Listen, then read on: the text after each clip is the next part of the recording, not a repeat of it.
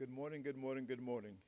It's good to be back before you again to provide our monthly update on COVID and what the effect of it is in our community, how we are managing it. We are proud to say that the last information we've gotten is that, and of course it's been in the news that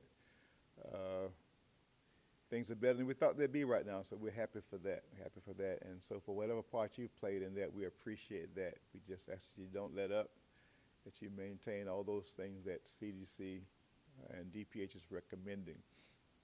I thank many of you for standing in with us from day one. You know, over a year ago now, since we started this whole pandemic, and like you, I thought we'd be much farther along, but we are where we are. So we're hoping, though, that you're staying informed, you're staying alerted, that you're informing and encouraging others, as I'm doing. I have some family members who, well, more so friends than family members, who are still on the fence about getting the vaccine. So I'm trying to urge them every time I see them to please consider the vaccine is not for themselves, for others, but certainly for themselves and for others. It's very important that we do that. We're happy that thus far, since school has returned in person, they've been able to stay in person. I was speaking with my granddaughter last week. She enjoys that much better than she does the virtual. So it's very important that we all play our part to try to ensure that we're able to keep the community moving forward, and that we try to maintain the efforts that we have maintained thus far, so that we can, as a community, be productive. As a community, we can keep the spread down. As a community, we can enjoy some of the things we just enjoy doing, being a little more social as we go along. So thank you once again, and I ask you again to give it serious consideration. And as I said before, be a committee of one, that you will encourage someone that you know, someone in your circle, to consider the vaccine, to consider always being masked when you're indoors, inside events, and that you continue to wash your hands and watch your distance. Those things are very important, especially as we're nearing the flu season. You may hear some stats later from Mr. Brown about that, but I know DPH, we had a little teleconference earlier. DPH is starting to give out the flu shots. If nothing else, go to their website for that information. But we're hoping that we will be able to help also to keep that from being a major outbreak. And from what I'm told, what we've done before in the past, wearing the mask and hand washing and social distancing, has been a great help to maintain the flu virus in our community. So let's continue all those things if we can, please, ma'am, and please, sir. With that, I will now yield to the very fine mayor of the city of Walthourville, Mayor Larry D. Baker. Please welcome him. Thank you, Chairman. Mr. Brown, good morning to each of you. Good morning to the city of Walthourville. I am happy to announce that today, as we continue on with this COVID, this virus, I have 37 employees total at the city of Walthourville, and I'm pleased to announce that 30 of the employees has been vaccinated, and I want to say thank you so very much. But again, we're not out of the woods yet. As Chairman Lovette said, as we continue on to wear our masks, wash our hands, and watch our distance, there has been a whole lot going on with this virus, but I think the rumors that's out there have taken toll. My family and I, we are fully vaccinated, and it behooves us to listen to our scientists to get vaccinated and continue on to do the best we can with this virus. Thank you so very much, and good morning. At this time, I yield to County Administrator, Mr. Joey Brown. Hey, thank you, Mayor Baker, and good morning to everybody. It's great to be back before you again. I want to talk just a couple of rates of transmissions and a couple different figures with you this morning, just very briefly. The good news is, as these gentlemen have mentioned, our transmission rate the last time we came to you on September 1st or thereabouts was around 1,893, just astronomical. As of October 1st, it was 425, so we had hit that peak and we started to decline. And as of the 5th, it's back up a little bit. As of yesterday, it was 551, but again, much better than where it was. Still not where we want to be, but certainly has been trending in the right direction. Main impact here, and we talked about it last time, was hospitalizations locally in our local hospital. On September 1st, when we came to you, it was 15. Now, it was much more than that, really. Both wards were full with folks. Those trends are also down.